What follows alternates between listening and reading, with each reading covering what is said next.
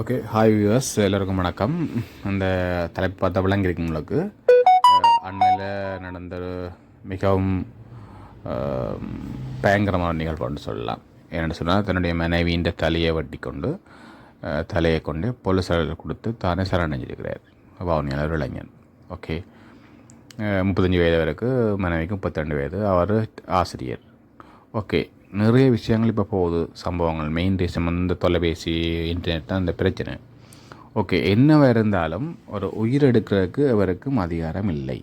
இதான் இடத்துல உயிரை அவர் எடுக்கலாது. அது கோவத்தில், ஒரு சடனாக கோவத்தில் எடுத்த முடிவு எடுத்துன்னா அவர் உடனே அந்த சம்மதம் செய்திருக்கணும்.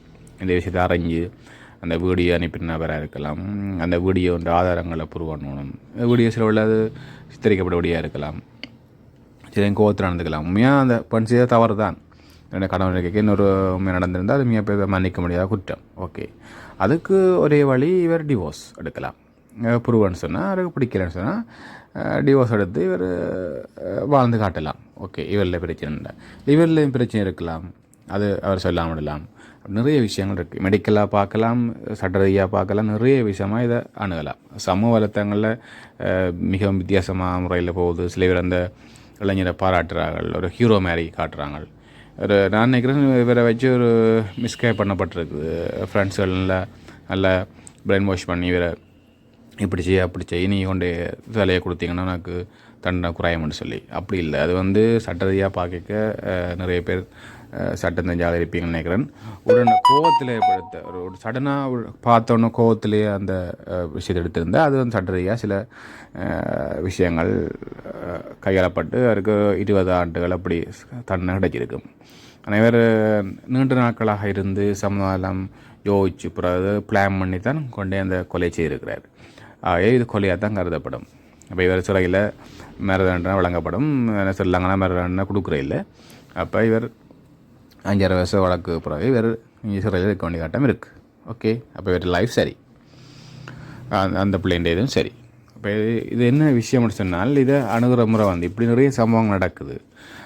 அந்த வீடியோ அந்த இளைஞர் அனுப்பியிருந்தால் அந்த வீடியோ உண்மைத்தன்மையை ஆராய்ச்சி ஓகே அப்படின்னு சொன்னால் இவர் கருத்து முன்பாடு வரலாம், வாக்குவாதம் வரலாம். ஓகே, அதை விஷயம் செய்து இவர் அந்த விஷயங்களை கொண்டே கோர்ட்ஸில் கொடுத்து லோயரோட விவாகரத்து பெற்று டிவோர்ஸை பெற்று இவர் இன்னொரு வாழ்க்கையை வாழலாம்.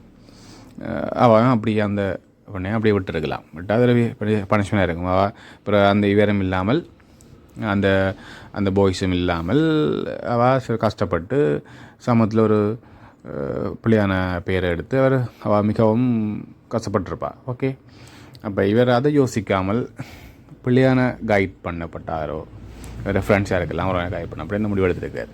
இப்படியான சம்பவங்கள் தடுக்கப்பட வேண்டும். இப்போ கோபம் பெறலாம், எல்லாருக்குமே கோபம் பெறும். ஒரு விஷயம், ஒரு ஏற்றுக்கொள்ளப்படாத விஷயம்தான் அடல்டரிக்கு வருது. அப்போ இது எல்லா உலகங்களும் நடக்கிற விஷயங்கள். ஆனால் அதில் கணக்க விஷயங்கள் இருக்குது. இவர் சைடில் பிள்ளை இருக்கலாம், அங்கால பிள்ளை இருக்கலாம், எங்கேயும் பிள்ளை இருக்கலாம். ஆனால் கொலை செய்கிறதுக்கு அதிகாரம் இல்லை. அப்போ இவர் என்ன செய்யணும், இவர் இது சம்பந்தமான முறையை சட்ட ரீதியாக அணுகியிருக்கணும் அல்லது மெடிக்கல் ரீதியாக அணுகியிருக்கணும். இவர் ரெண்டுமே செய்யாமல் இப்படி செய்தால் இவர்கிட்ட வாழ்க்கையே ஸ்பாயில் ஆகிடுச்சு. ஓகே, இவரை பிள்ளையாக கைட் பண்ணியிருக்கிற மாதிரோ இதான் நடந்திருக்கு. அப்போ இப்படியான சம்பவங்கள் நடந்தால் உளவளத்துணை இருக்குது, கவுன்சிலிங் செட்டப் இருக்குது மெடிக்கல் ரீதியில்.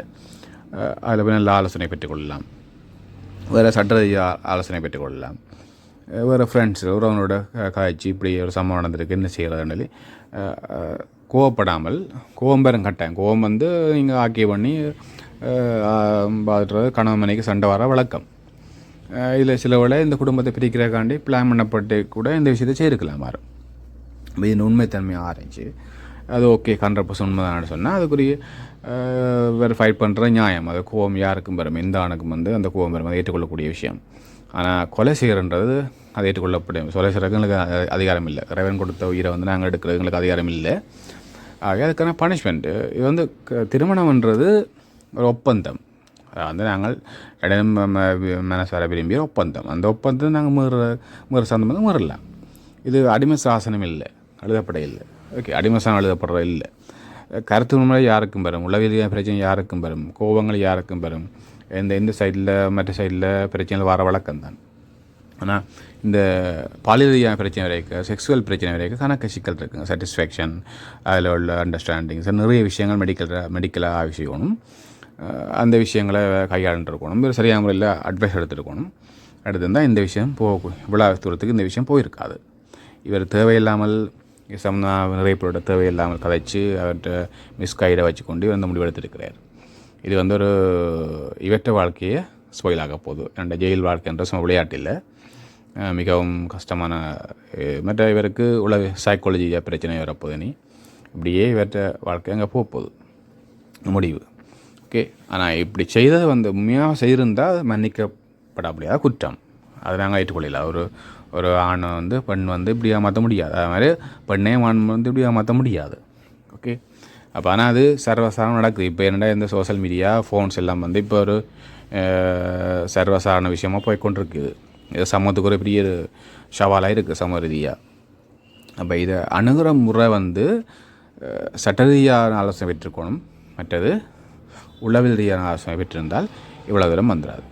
இப்போ வேறு தன்னொரு ஹீரோ மாதிரி காட்டி தன்னோட ஹீரோ மாதிரி சித்தரிக்கப்படுறார், காட்டியிருக்கிறார். அது ஊடகங்கள்லேயும் அதை பற்றி ஹீரோ மாதிரி அதை சில பேர் அதை ஊக்குவிக்கணும். இது அப்படி ஒரு பிள்ளையான விஷயம். ஊக்குவிக்கப்படக்கூடாது.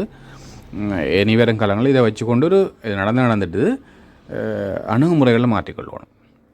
அப்படியான பிரச்சனை வரும்போது சம்பந்தமான ஆய்வுகள் அனலைஸ் பண்ணி கருத்து முரண்பாடு தவிர்த்து உரிய முறையில் இதை அணுகியிருந்தால் எவ்வளோ தூரமாக இந்த பிரச்சனை வந்துடாது. ஓகே, அப்போ இதை ரெண்டு பக்கம் பார்க்கணும்.